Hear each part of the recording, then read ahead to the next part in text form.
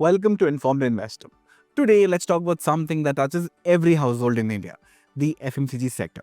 From toothpaste to snacks, these are everyday products we can't live without. But did you know this once stable industry is facing some serious headwinds? Rising competition, changing consumer habits, and inflation are starting to bite. So, why is the FMCG sector struggling despite its importance in the economy? In this video, we'll break down why the sector is underperforming, dive into the latest earnings, and explore what the future holds for the FMCG companies. Let's begin. You're watching Informed Investor, an initiative by Equentis.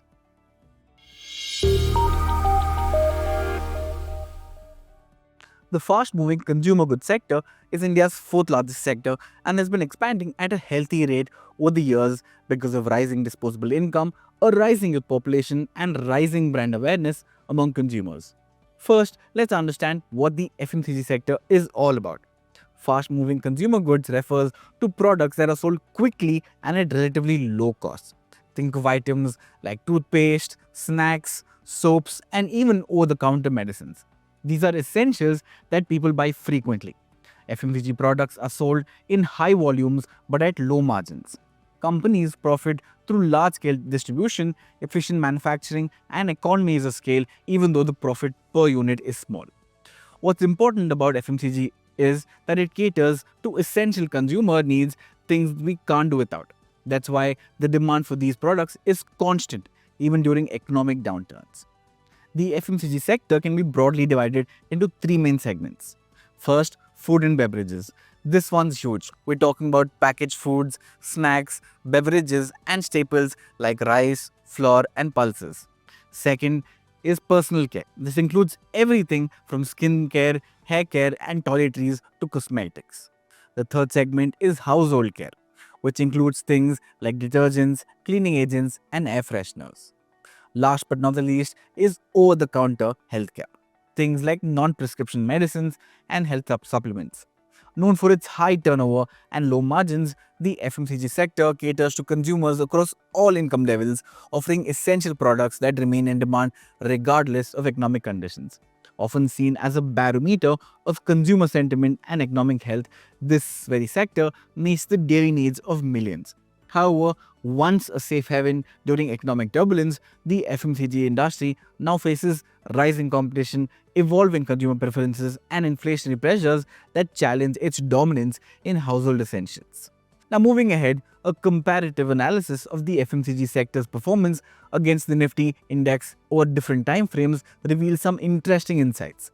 In the 3-month time frame, Nifty FMCG has delivered negative returns of 11.96%, whereas Nifty 50 has performed relatively better with negative returns of 2.42%. Looking at the 6-month time frame, Nifty FMCG has seen a slight improvement but still delivered negative returns of 0.62%, while Nifty 50 managed positive returns of 5.55%.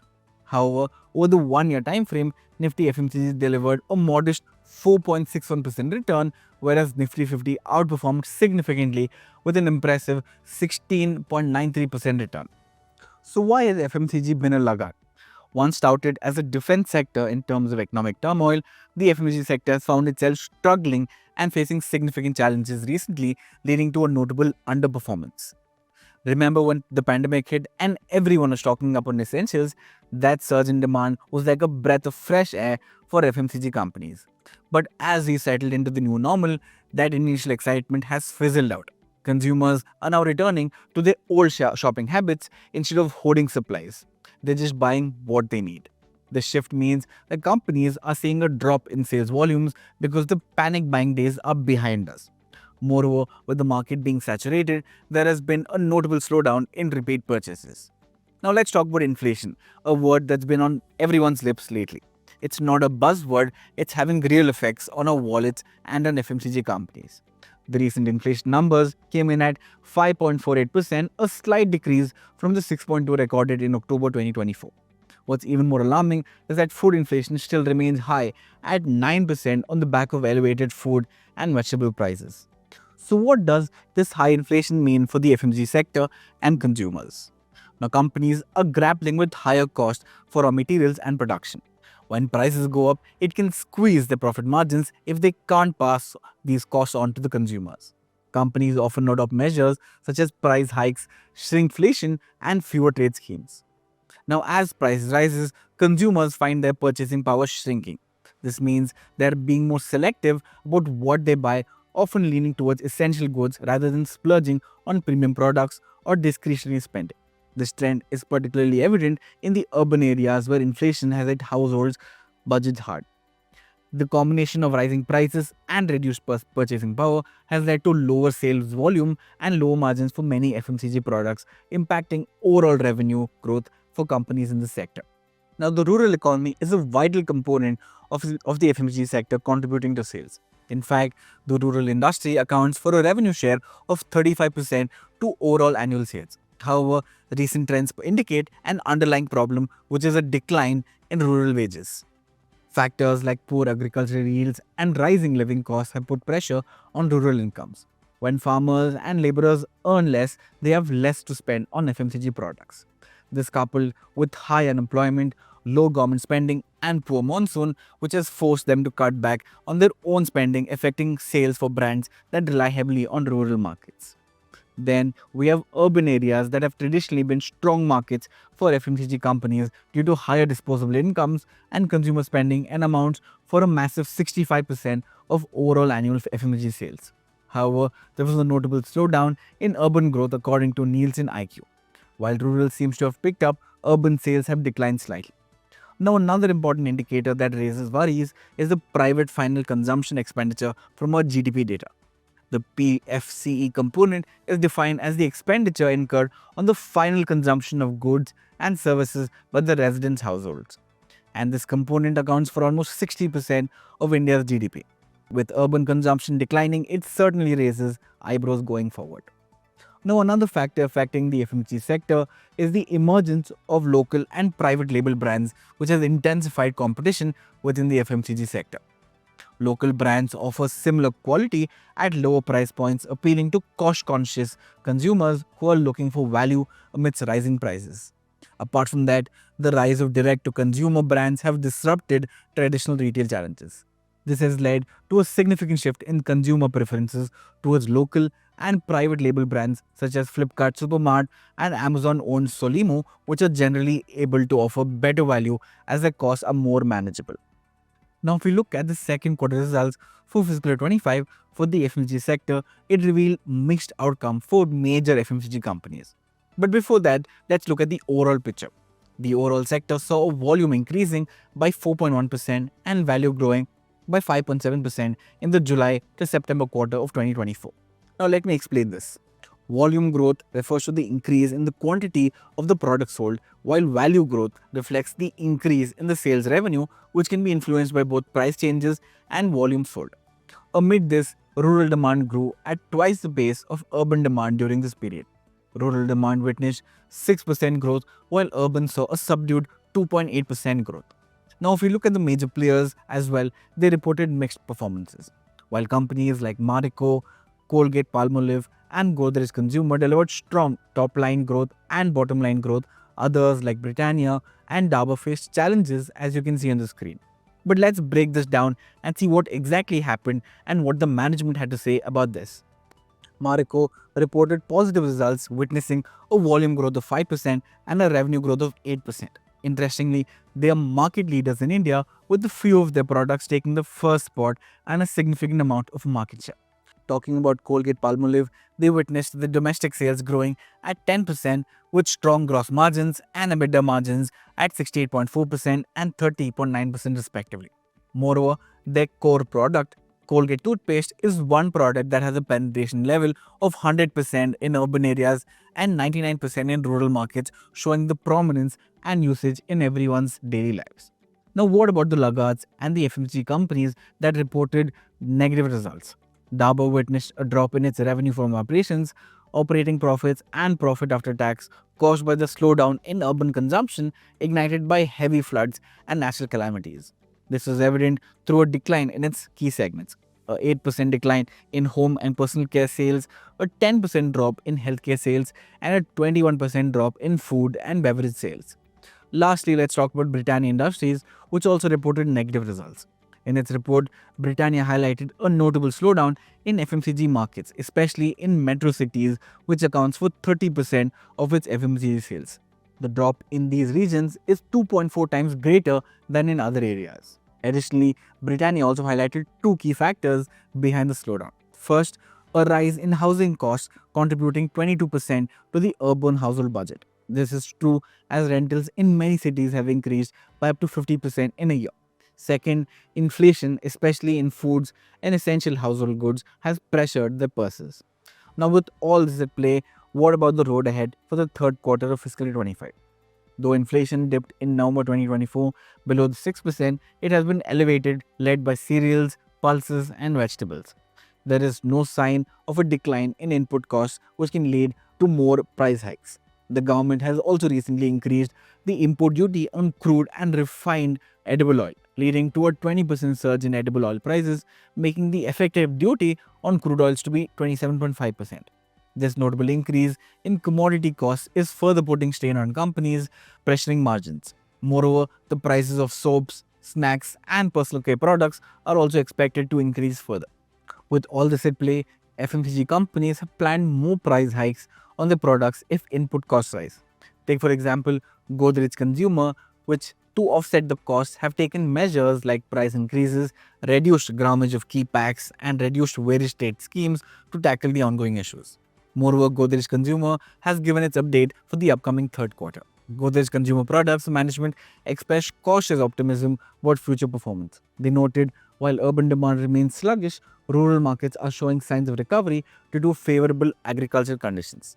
The company plans to focus on innovation and expanding its product range to cater to the evolving consumer preferences.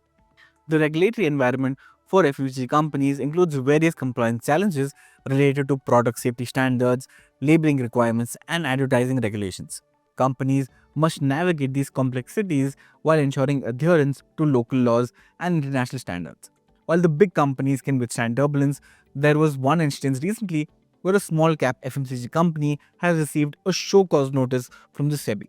Shares of Mishtan Foods have hit lower circuits for 3 consecutive sessions, plummeting to Rs 8, a new 52-week low. Over the last month, the stock has fallen by 32%. Founded in 1981, Mishtan Foods specializes in rice, wheat, and agro products. It offers premium basmati rice such as Snowflake, Pristino, mid-range brands such as Jasper, and value options like Rosanna. The company has diversified into salt, wheat, and pulses. So what went wrong?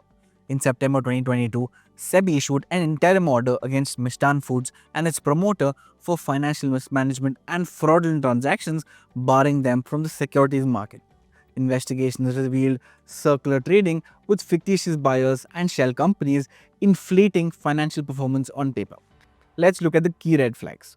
Firstly, the company's operational cash flow, which is the ability to generate cash from core operations, has been consistently negative, questioning the sustainability of profits. Secondly, over 90% of its assets are tied up in trade receivables, raising liquidity concerns. This is a big red flag because it means a large chunk of its money is tied up in unpaid bills, and there's no guarantee that all of it will actually be received. Lastly, on top of this, the promoter have been reducing the stake in the company, which raises concerns. Why? Because if the people running the company aren't confident about its future, why should investors be? While microcap stocks like Mishtan Foods might look attractive because of their potential for high growth, they come with their own set of risks. The lack of transparency, governance issues, and volatility makes them risky bets unless you've done thorough research. Now, this regulatory crackdown has led to panic selling and sharp declines in share price. Despite speculative rallies earlier, the company's credibility has taken a hit, with SEBI's allegations adding to investor worries. Now, what should investors learn from this? Right now, Mishtan Foods is in a major crisis. Regulatory action and shaken investor trust have made it a very risky stock to hold it in for the short term. Now, this situation is a reminder of why investors need to dig deeper into companies' financials and governance. Don't just rely on profits or sales numbers. Check cash flows, study auditor reports. These are non-negotiable steps to protect yourself. At the end of the day, investing in small companies can be rewarding, but it's not for the faint-hearted. Always balance the potential for high returns with the risks involved and make sure you're not blindsided by flashy numbers that hide the deeper problem. And now, on an overall level, inflation has been a big problem for the FMCG sector, raising costs and cutting into consumer spending power. Even though the inflation fell below 6%, food prices like cereals, pulses, and edible oils remain high. If costs keep rising, companies might increase prices again or use tricks like shrinkflation, reducing the product size while keeping the prices same. Rural markets are recovering and growing twice as fast as urban ones in the second quarter of fiscal year 25. But issues like lower rural wages and unpredictable weather remains a concern. In cities, spending is slowing due to high rent and inflation. Watch how companies adapt to these very different markets. Innovation is critical. Companies that launch premium or value-added products while keeping prices affordable could win more customers. Although some consumers are opting for cheaper options, premium products are still popular in certain segments.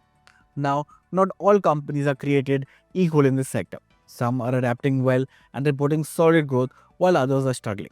Look at earnings reports closely. Investing in smaller FMCG companies can be risky. For instance, Mishtan Foods has faced serious issues that serve a reminder to do thorough research before investing. Now, moving ahead, the third quarter fiscal year 25 results will be a key period. With inflation still high and costs rising, the financial results of FMCG companies will show how well they're managing. Look for updates from companies on rural demand, pricing, and strategies. The FMCG sector is facing challenges but has long-term potential. While the short term may bring volatility, patient investors can find opportunities to invest in strong companies at good prices. Keep an eye on inflation, demand trends, competition, and policies to spot which companies are likely to succeed. Thanks for tuning in into Informed Investor. Don't forget to like, subscribe, and share your thoughts in the comments. Until next time, happy investing. Investments in securities market are subject to market risks. Read all the related documents carefully before investing.